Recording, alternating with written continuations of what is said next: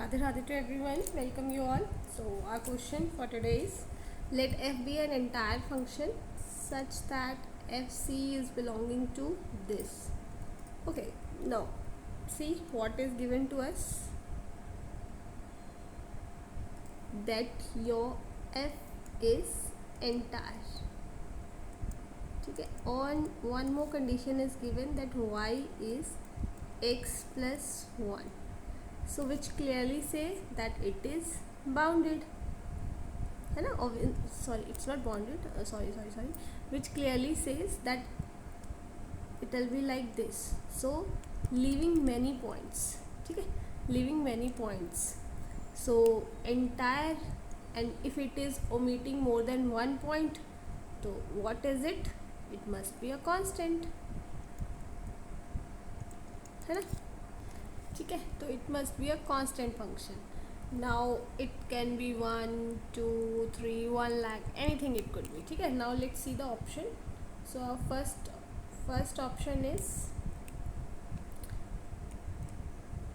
this is that f of z is equals to infinity when z. No, if it is constant then how can it will be infinity? So first is wrong. Second is saying it is constant divided by z, and when z tends to infinity, yeah, of course it will be 0. वो 0 ही होगा. Then z into constant is something c, it tends to 0. It will be only 0 when this z is 0. So this option is also incorrect. So it can't be. Then fourth option, it is constant. ठीक है, तो fz is constant, it is not always 0. So this option is also incorrect option. Very easier one, छोटा सा question था. So okay, now next question, let us solve. Which of the following is true? Okay, तो first जो चीज़ है वो हमें clearly दिख रही है कि वो हमारा विल्सन थ्योरम है. तो फर्स्ट मेरा आ जाएगा, फर्स्ट जो हमारी विल्सन थ्योरम होती है वो क्या होती है? Wilson theorem.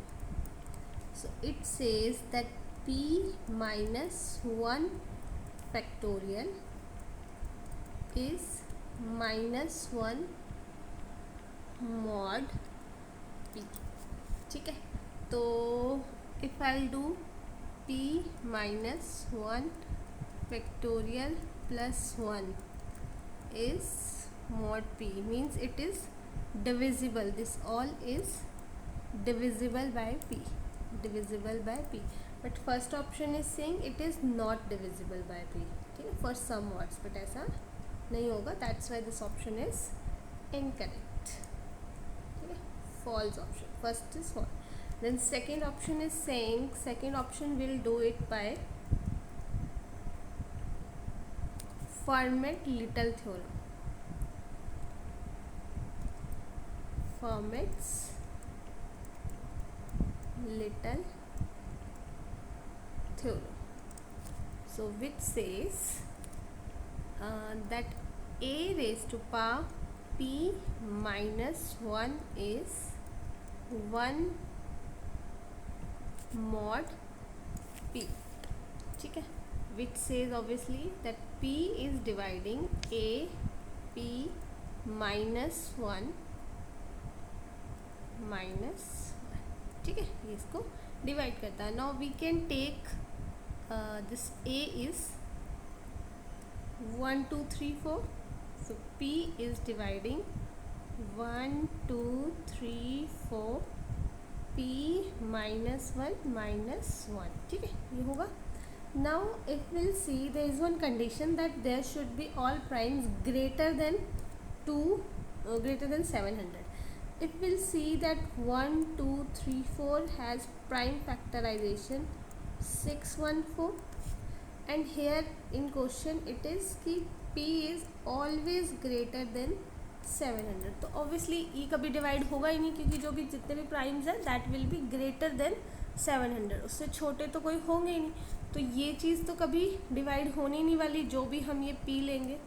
ठीक है, और हमें बोला गया है कि हाँ p उसकी पावर कुछ भी हम लेंगे -1 करेंगे तो ये क्या होगा?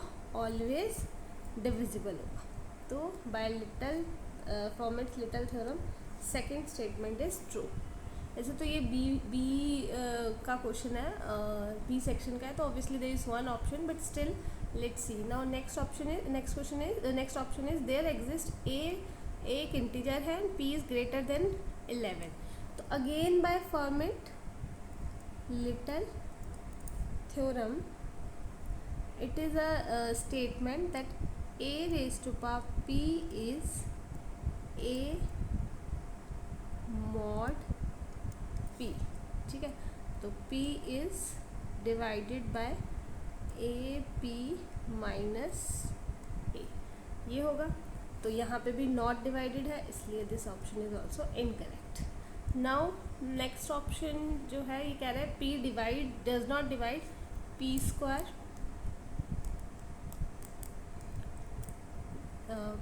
p doesn't divide p का square over p dash square for some odd, not dividing. तो अगर देखा जाए तो इट इज़ डिवाइडिंग अगेन, है ना। p तो आपका इसको डिवाइड करता ही करता है, ये हमारे पास ऑड थ्योरम के लिए it is a common theorem, ठीक है। तो यहाँ पे नॉट है, तो this is also incorrect option. तो यहाँ पे भी हमारा सेकंड ऑप्शन करेक्ट है और यहाँ भी सेकंड ऑप्शन। तो आई होप आपको थोड़ा बहुत क्लियर हुआ होगा। Thank you so much.